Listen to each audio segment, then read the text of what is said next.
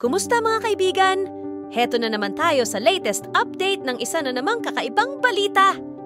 At para sa video na ito ay bibisitahin natin ang bansang sumasaklaw ng isang buong kontinente. Australia. Kilala ang Australia sa mga dalampasigan nito na may malinaw na tubig. Maraming beach ang nagiging surfing attraction dahil sa magagandang tubig at malalaking alon. Maraming naturalista ang naninirahan sa Australia at iyon ang dahilan kung bakit ang ilan sa mga magagandang beach na iyon ay optional lamang ang pagsusuot ng damit. Isa sa mga beach na iyon ay ang Byron Bay. Naiiwan ng mga bisita ang kanilang mga swimsuit sa bahay kapag lumalangoy o nag-sunbathing sa Tiagara Beach sa Byron Bay mula noong 1998. Opisyal na idineklara ng Byron Bay Shire Council ang bahagi ng Tiagara Beach bilang isang optional ang damit na sauna noong 1998 pagkatapos ng kampanya mula sa mga lokal na mga residente. Ngunit kamakailan ay lumitaw ang isang pagsalungat, the Nudist Beach Protest. Ang NSW's Parks and Wildlife Service, NWPS, ay umapela sa konseho na alisin sa lugar ang katayuan nitong nudist. Ang Byron Bay na isang nudist beach ay malamang na isasara mula sa susunod na buwan pagkatapos ng sorpresang hakbang ng NSW Parks and Wildlife Service. Ang Tiagara Beach ay isang nudist bathing spot sa loob ng mga dekada at isa ito sa ilang natitirang legal na nudist beach sa estado. Gayunpaman, maaaring hindi napayagan ang mga nakahubad na bisita sa beach mula Abril 8. Sa isang liham na inihinarap sa Byron Bay Shire Council noong Disyembre noong nakaraang taon, isinulat ng NPWS na ang nudist beach ay hindi sumusunod sa alituntunin. Halimbawa, ang mga tao ay uma-access hindi lamang sa beach, kundi pati na rin kung saan-saan na lumilikha ng mga issue sa kapaligiran.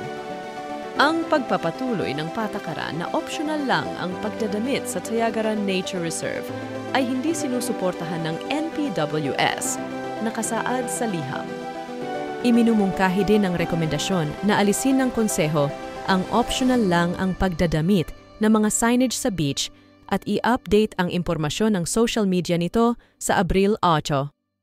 Sa mga nakalipas na taon, medyo masakit sa ulo ang nudist beach para sa lokal na konseho at pulisya na nagsampa ng mga reklamo tungkol sa mahalay na pag-uugali at mga mahahalay na tao na dumadalaw sa lugar. Noong 2018, tinanggihan ng Byron Bay Shire Council ang isang rekomendasyon na isara ang hubot-hubad na beach. Sa halip ay piniling mag-install ng mga CCTV camera bilang karagdagang seguridad.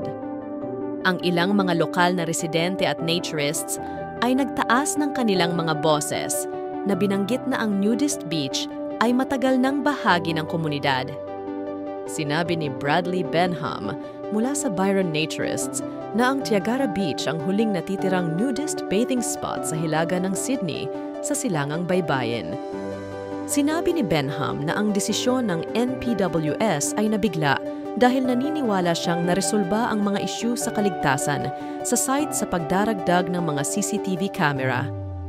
Ang mga miyembro ng Byron Naturists ay nakikipagtulungan sa Komite ng Ligtas na mga beach at sa pagkakaalam namin at sa pakikipag-usap din sa lokal na pulisya, walang mga ulat ng mga issue, sabi ni Benham. Naliligo ako ng hubot-hubad sa mga beach ng Byron Shire mula nung bata ako nung 70s at 80s, sabi niya. Sinabi ni Benham na nagsimula ng online na petisyon na nananawagan para sa nudist beach na manatiling bukas, ay nagsabi na gusto niya ang kanyang mga anak na magkaroon ng parehong pagkakataon na palakihin ng may magandang tiwala sa kanilang katawan. Mahigit 150 nudists ang pumunta sa beach na nakasuot ng kanilang birthday suit noong linggo para iprotesta ang apela sa pagbibigay ng mga handmade sign na may mga slogan kabilang ang "Naturism heals", "Nude is natural", at "Nude is not lewd". Ipinagtatanggol ng mga nudist ang kanilang karapatan Natamasahin ang beach ayon sa gusto nila, na binibigyang diin ang pagiging positibo sa katawan at kalayaan. Ang hubot-hubad na blogger at regular sa Tiagara Beach na si Jessa O'Brien, 35, ay nasa protesta at sinabing siya ay labis na nalulungkot at lubos na nabigo sa napakabigla na kahilingan ng NWPS na ipagbawal ang kahubaran sa isang liham sa Byron Bay Shire Council.